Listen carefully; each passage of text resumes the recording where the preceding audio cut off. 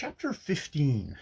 When Lily woke, she had the bed to herself, and winter light was in the room.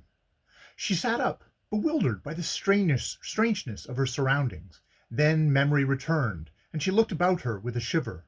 In the cold slant of light reflected from the back wall of a neighboring building, she saw her evening dress and opera cloak lying in a tawdry heap on a chair.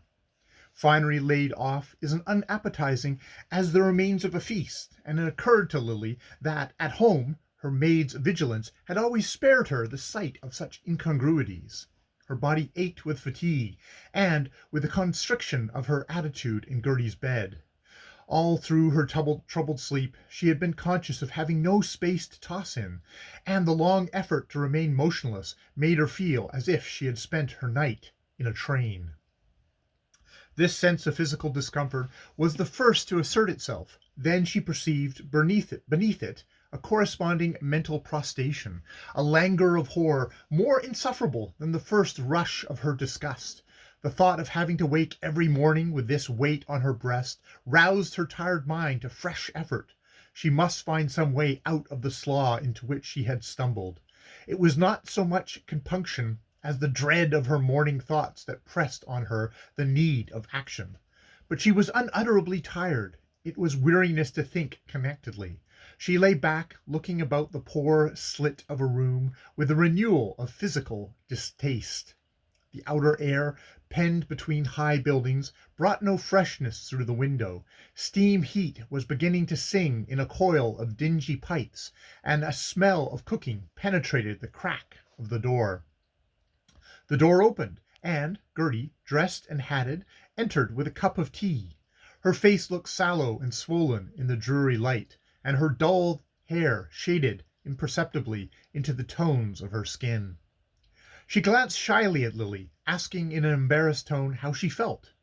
Lily answered with the same constraint, and raised herself up to drink the tea. "I must have been overtired last night. I think I had a nervous attack in the carriage," she said, as the drink brought clearness to her sluggish thoughts. "You were not well. I am so glad you came here," Gertie returned. "But how am I to get home? And Julia?" "She knows. I telephoned early, and your maid has brought your things. But won't you eat something? I scrambled the eggs myself." Lily could not eat, but the tea strengthened her to rise and dress under her maid's searching gaze. It was a relief to her that Gertie was obliged to hasten away. The two kissed silently, but without a trace of the previous night's emotion. Lily found Mrs. Penson in a state of agitation. She had sent for Grace Stepney and was talking digitalis. Lily breasted the storm of inquiries as best she could, explaining that she had had an attack of faintness on her way back from Carrie Fisher's, that, fearing she would not have the strength to reach home, she had gone to Miss Farish's instead, but that a quiet night had restored her, and that she had no need of a doctor. This was a relief to Mrs. Penson, who could give herself up to her own symptoms, and Lily was advised to go and lie down, her aunt's panacea for all physical and moral disorders. In the solitude of her own room, she was brought back to a sharp contemplation of facts. Her daylight view of them necessarily differed from the cloudy vision of the night. The winged furies were now prowling gossips who dropped in on each other for tea. But her fears seemed the uglier, thus shorn of their vagueness, and besides she had to act, not rave. For the first time she forced herself to reckon up the exact amount of her debt to Trenor, and the result of this hateful computation was the discovery that she had, in all, received $9,000 from him. The flimsy pretext on which it had been given and received shriveled up in the blaze of her shame. She knew that not a penny of it was her own, and that to restore her self-respect she must at once repay the whole amount. The inability thus to solace her outraged feelings gave her a paralyzing sense of insignificance. She was realizing for the first time that a woman's dignity may cost more to keep up than her carriage, and that maintenance of moral attribute should be dependent on dollars and cents, made the world appear a more sordid place than she had conceived it. After luncheon, when Grace Stepney's prying eyes had been removed, Lily asked for a word with her aunt. The two ladies went upstairs to the sitting room, where Mrs. Penson seated herself in her black satin armchair, tufted with yellow buttons, beside a beadwork table bearing a bronze box with a miniature of Beatrice Seni in the lid. Lily felt for these objects the same distaste which the prisoner may entertain for the fittings of the court-room. It was here that her aunt received her rare confidences, and the pink-eyed smirk of the turbaned Beatrice was associated in her mind with the gradual fading of the smile from Mrs. Penson's lips. That lady's dread of a scene gave her an inexorableness which the greatest strength of character could not have produced. Since it was independent of all considerations of right or wrong, and knowing this, Lily seldom ventured to assail it. She had never felt less like making the attempt than on the present occasion, but she had sought in vain for any other means of escape from an intolerable situation. Mrs. Penson examined her critically. "You're a bad color, Lily. This incessant rushing about is beginning to tell on you," she said. Miss Bart saw an opening. "I don't think it's that, Aunt Julia. I've had worries," she replied. "Ah," said Mrs. Penson, shutting her lips with the snap of a purse closing against a beggar. "I'm sorry to bother you with them," Lily continued, "but I really believe my faintness last night was brought on partly by anxious thoughts. I should have said Carrie Fisher's cook was enough to account for it. She is a woman who was with Mary Melson in 1891, the spring of the year we went to Aix, and I remember dining there 2 days before we sailed, and feeling sure the coppers hadn't been scoured." "I don't think I ate much. I can't eat or sleep." Lily paused, then said abruptly, "The fact is, Aunt Julia, I owe some money." Mrs. Penson's face clouded perceptibly, but did not express the astonishment her niece had expected. She was silent, and Lily was forced to continue. "I have been foolish." "No doubt you have. Extremely foolish," Miss Penson interposed. "I fail to see how anyone with your income and no expense, not to mention the handsome presents I've always given you—" "Oh, you've been most generous, Aunt Julia. I shall never forget your kindness, but perhaps you don't quite realize the expense a girl isn't put to nowadays." "I don't realize that you are put to any expense except for your clothes and your railway fares. I expect you to be handsomely dressed, but I paid Celeste's bill for you last October." Lily hesitated. Her aunt's implacable memory had never been more inconvenient. "You were as kind as possible, but I have had to get a few things since." "What kind of things? Clothes? How much have you spent? Let me see the bill. I dare say the woman is swindling you." "Oh no, I think not. The clothes have grown so frightfully expensive, and one needs so many different kinds, with country visits, and golf, and skating, and Aiken, and tuxedo." "Let me see the bill," Mrs. Penson repeated. Lily hesitated again. In the first place, Mademoiselle Celeste had not yet sent in her account, and secondly, the amount it represented was only a fraction of the sum that Lily needed. "She hasn't sent in the bill for my winter things, but I know it's large, and there are 1 or 2 other things. I've been careless and imprudent. I'm frightened to think of what I owe."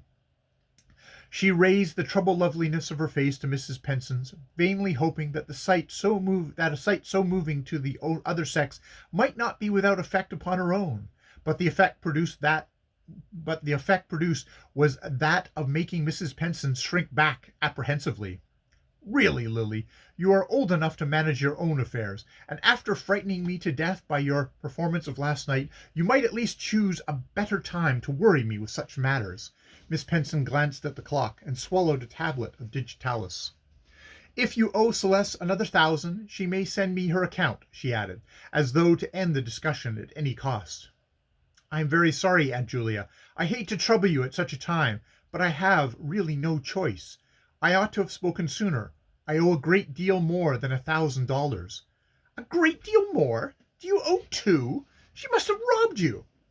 "I told you it was not only Celeste.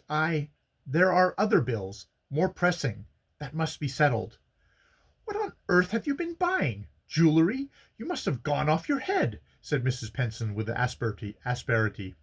"But if you have run into debt, you must suffer the consequences, and put aside your monthly income till your bills are paid. If you stay quietly here until next spring, instead of racing about all over the country, you will have no expenses at all, and surely in 4 or 5 months you can settle the rest of your bills if I pay the dressmaker now." Lily was again silent. She knew she could not hope to extract even $1,000 from Mrs. Penson on the mere plea of paying Celeste's bills. Miss Penson would expect to go over the dressmaker's account, and would make out the check to her and not to Lily, and yet the money must be obtained before the day was over. "The debts I speak of are different, not like tradesmen's bills," she began confusedly, but Mrs. Penson's look made her almost afraid to continue. Could it be that her aunt suspected of anything? The idea precipitated Lily's avowal. "The fact is, I've played cards a good deal, bridge. The women all do it. Girls too. It's expected. Sometimes I've won a good deal, but lately I've been unlucky, and of course such debts can't be paid off gradually." She paused. Mrs. Penson's face seemed to be petrifying as she listened. "Cards? You've played cards for money? It's true then. When I was told so I wouldn't believe it. I won't ask if the other horrors I told were true too. I've heard enough for the state of my nerves. When I think of the example you have had in this household. But I suppose it's your foreign bringing up. No one knew where your mother picked up her friends, and her Sundays were a scandal. I know that, I know." Miss Penson wheeled round suddenly. "You play cards on Sunday?" Lily flushed with the recollection of certain rainy Sundays at Bellomont and with the Dorsets. "You're hard on me, Aunt Julia. I have never really cared for cards, but a girl hates to be thought priggish and superior, and one drifts into doing what others do. I've had a dreadful lesson, and if you help me out this time, I promise you—" Miss Penson raised her hand warningly.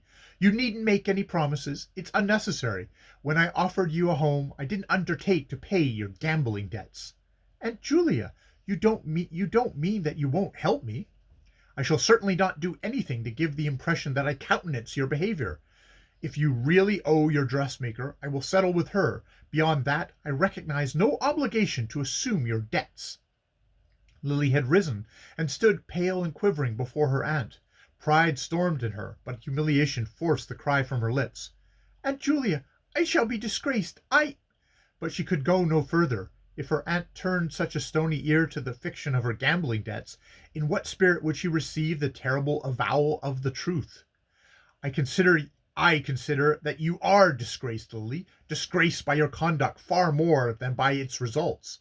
I say your friends have persuaded you to play cards with them. Well, they may as well learn a lesson too. They can probably afford to lose a little money, and at any rate, I am not going to waste any of mine in paying them. And now I must ask you to leave me. This scene has been extremely painful, and I have had my own health to consider. Draw down the blinds, please, and tell Jenny I will see no one this afternoon but Grace Stepney." Lily went up to her own room and bolted the door. She was trembling with fear and anger. The rush of the Fury's wings was in her ears. She walked up and down the room with blind, irregular steps. The last door of escape was closed. She felt herself shut in with her dishonor. Suddenly her wild pacing brought her before the clock on the chimney-piece. Its hands stood at 3:30, and she remembered that Selden was to come to her at 4. She had meant to put him off with a word, but now her heart leapt at the thought of seeing him. Was there not a promise of rescue in his love? As she had lain at Gertie's side the night before, she had thought of his coming, and of the sweetness of weeping out her pain upon his breast. Of course she had meant to clear herself of its consequences before she met him.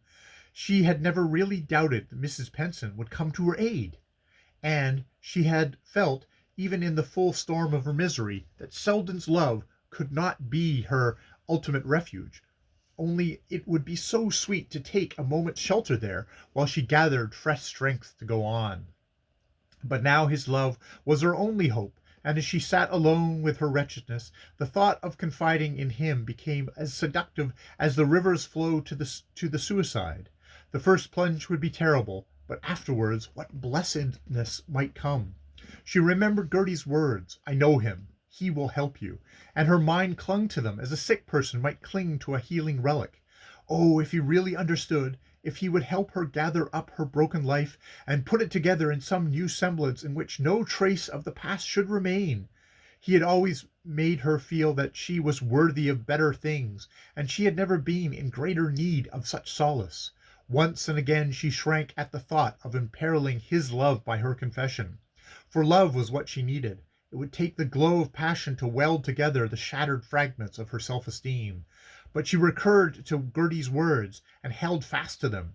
She was sure that Gertie knew Selden's feelings for her, and that it never dawned upon her blindness that Gertie's own judgment of him was colored by emotions far more ardent than her own. 4 o'clock found her in the drawing room. She was sure that Selden would be punctual.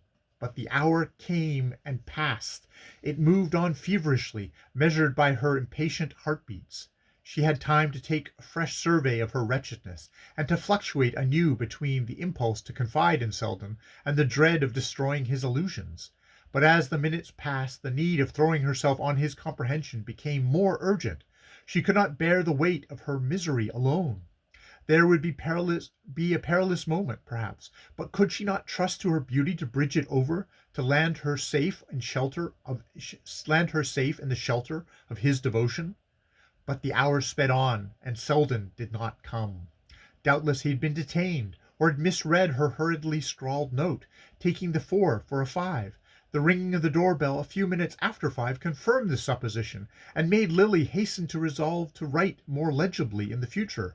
The sound of steps in the hall, and the butler's voice preceding them, poured fresh energy into her veins. She felt herself once more the alert and competent moulder of emergencies, and the remembrance of her power over Selden flushed her with sudden confidence. But when the drawing-room door opened, it was Rosedale who came in.